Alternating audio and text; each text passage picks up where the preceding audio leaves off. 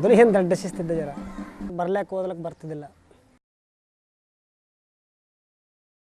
ಅವನಿಗೆ ಬರ್ತಾ ಇರಲಿಲ್ಲ, ಓದಲ್ಲಿ ಹುಷಾರೇ ಇರಲಿಲ್ಲ.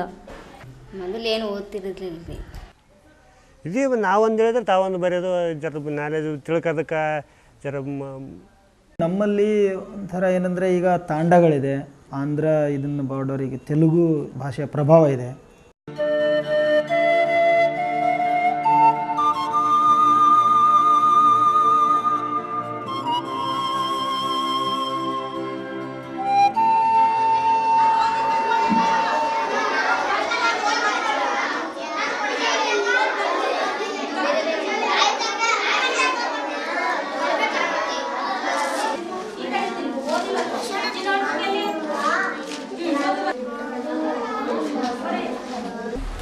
ಮೂರನೇ ತರಗತಿಯಿಂದ 7ನೇ ತರಗತಿಯಲ್ಲಿ ಯಾವ್ಯಾವ ಮಕ್ಕಳು ಓದು ಬರಹ ಬರದಂಥ ಮಕ್ಕಳಿಗೆ ಒಂದು ಕಲಿಕಾ ಸಮೃದ್ಧಿ ನಡೆದಿದೆ.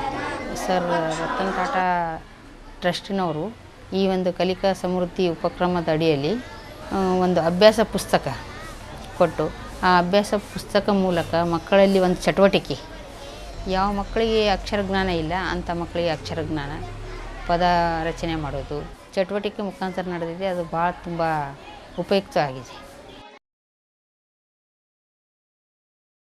ಅಲ್ಲಿ ಮಂಗಗಳಿಗೆ ಹಣ್ಣು ಹಂಪಲುಗಳ ಹಬ್ಬದೂಟ, ಜಾತ್ರೆಯಲ್ಲಿ ಪುರಿ ಮತ್ತು ಮಿಠಾಯಿ ಗುಡಾರಗಳು ಸಾಲು ಸಾಲಾಗಿರುತ್ತದೆ.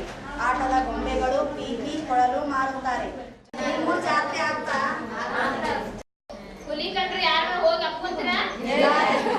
ಈ ಕಲಿಕೆಯಲ್ಲಿ ಹಿಂದುಳಿದ ಮಕ್ಕಳಿಗೆ ಯಾವ ಥರ ಹೇಳಿದರೆ ಉಪಯೋಗ ಆಗ್ತದೆ ಅಂತೇನೆ ವರ್ಕ್ ಬುಕ್ಕು ಮತ್ತು ಕಾರ್ಡ್ಸ್ಗಳು, ಕತೆ ಕಾರ್ಡ್ಸು ಅವೆಲ್ಲ ಮೆಟೀರಿಯಲ್ಸ್ ಎಲ್ಲ ಕೊಟ್ಕೇನೆ ಯಾವ ಥರ ಹೇಳ್ಬೇಕು ಅನ್ನೋದನ್ನೆಲ್ಲ ಹೇಳ್ಕೊಟ್ಟಿದ್ವಿ.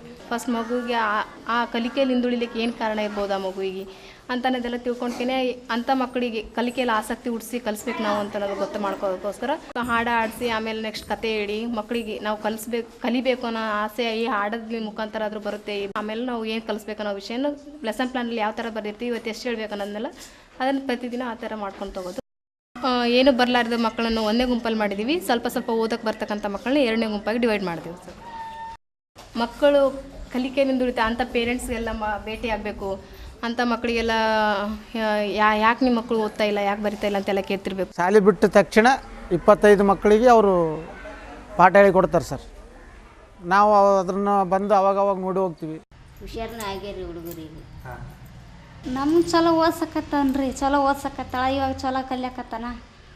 ನಾವು ಯಾವುದೇ ಶಬ್ದ ಹೇಳಲಿ ಬರಿತಾನೆ ಸರ್. ಒತ್ತಕ್ಷರಲ್ಲಿ ಹೇಳಿದ್ರು ಬರಿತಾನ, ಸರಳವಾಗಿ ಹೇಳಿದ್ರು ಬರಿತಾನ, ಎಲ್ಲ ಸ್ವಲ್ಪ ಹುಷಾರಾಗ್ಯಾನೆ. ನಮ್ಮ ಮಗಳು ಹುಷಾರಾದಳು, ಚಂದ ಓದಕತ್ತಳು ಬರಕತ್ತಳು ಅಂತ ಒಂದು ಹುಷಾರು.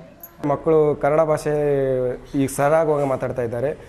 ಚಿತ್ರ ನೋಡಿ ಕತೆ ಬರೆಯೋದು ಅಷ್ಟು ನಿಪುಣರಾಗಿದ್ದಾರೆ. ಅರ್ಧ ಕತೆ ಕೊಟ್ಟರೂ ಸಹ ಬರೆಯೋದರಲ್ಲಿ ನಿಪುಣ ಇದ್ದಾರೆ. ಮಕ್ಕಳಿಗೆ ಕಲಿಯುವಂಥ ಉತ್ಸಾಹ, ಒಂದು ಲವಲವಿಕೆ ಬೆಳೀತಾ ಇದೆ. ಅದು ಅಲ್ಲದೆ ಸಾಮರ್ಥ್ಯ ಬೆಳೀತಾ ಇದೆ.